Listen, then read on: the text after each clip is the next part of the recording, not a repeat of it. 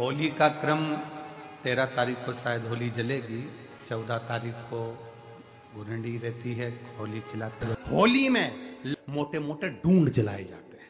डूंडा की राख तैयार होती है, उसका कालापन जो तैयार होता है उसको उठाकर ले आए और कपड़े में उसको छान कर राख तैयार कर 3-4 बार छानने के बाद उस भस्म को 12 बजे से 1 बजे के बीच में शिव जी को समर्पित कर देता है और उस भस्म को उठाकर उसमें घी मिलाकर मस्तक पर तिलक लगाकर चले जाता है। वो जिंदगी में कभी हार नहीं सकता, विजय ही पाता रहता है, उसकी कभी हार नहीं हो सकता।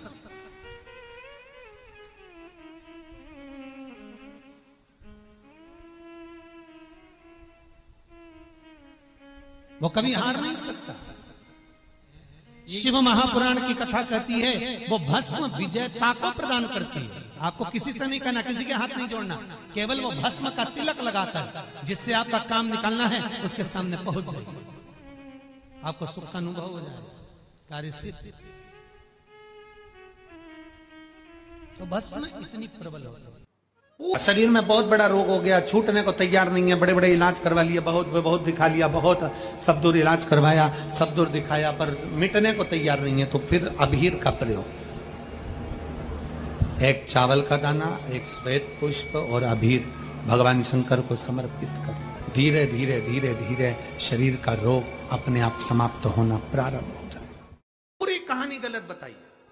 अगर दुनिया के लोग सही कहानी बताते तो भतीजा और बुआ का संबंध खराब नहीं होता। कहानी गलत थी ना। लोगों ने कहा, हिरण्यकशिपु ने अपनी बहन से कहा, बहन तू अपने भतीजे को गोदी में रखकर बैठ जा और चादर ओढ़कर बैठ जाना, तू बच जाएगी, तेरा भतीजा जल जाएगा। तो बुआ भतीजे को जलाने के लिए गोदी में लेकर बैठी। बोलो सही है कि गलत है? लोगों ने कहानी गलत बताई। होली का लोगों ने कहा उसने अपने भतीजे को जलाया। पहले तो होलिका का नाम तो निकालो कि होलिका का नाम क्या है। कथा वालों ने कह दिया हिरण्यकशिपु की बहन थी होलिका, वो अपने भतीजी प्रहलाद को गोदी में लेकर बैठ गई। वो प्रहलाद को हाथी के पांव के नीचे डाला, खोलते तेल में डाला, अग्नि में डाला, इसमें डाला, उसमें डाला, नहीं मरा। आखिरी में अपनी बहन से कहा होलिका तो अपने भतीजे को गोदी में लेकर बैठ जा। पहले उस होलिका का असली नाम तो लाओ, जिस होलिका का नाम विष्णु पुराण में डूंडा लिखा है। क्या नाम लिखा है? डूंडा। होलिका का असली नाम लिखा है विष्णु पुराण में डूंडा। इसलिए आज भी होली में लकड़ी नहीं जलाई जाती, मोटे मोटे डूंड जलाए जाते हैं, क्योंकि उसका नाम डूंडा है। और डूंडा बैठी अग्नि में, भतीजे को गोदी में लेकर बैठ गई। उसके पास में एक ब्रह्मा जी की चादर थी, जिसको ओढ़ कर बैठ जाती थी तो आगी में जल नहीं सकती थी। डूंडा ने देखा चारों तरफ से आगी लग गई, मेरा भतीजा जल जाएगा। तो बुआ को लगा मेरा भतीजा जल जाएगा। बुआ वो होती है जो दुआ देती है, बुआ कभी बद्दुआ नहीं देती है।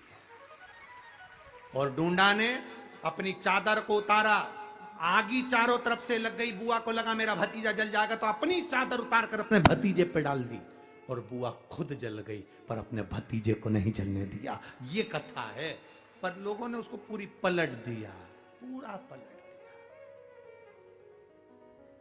बुआ कब जलाई अपने भतीजे को? होली का क्रम 13 तारीख को शायद होली जलेगी, 14 तारीख को गुरंडी रहती है, होली खिलाती है। पिछले वर्ष थोड़ा सा होली का क्रम रहा, तो अब की बार सब जगह की होली में ना जाते हुए केवल एक होली, वो भी सीहोर की, वो 15 तारीख को महादेव की होली, मार्च को महादेव की होली।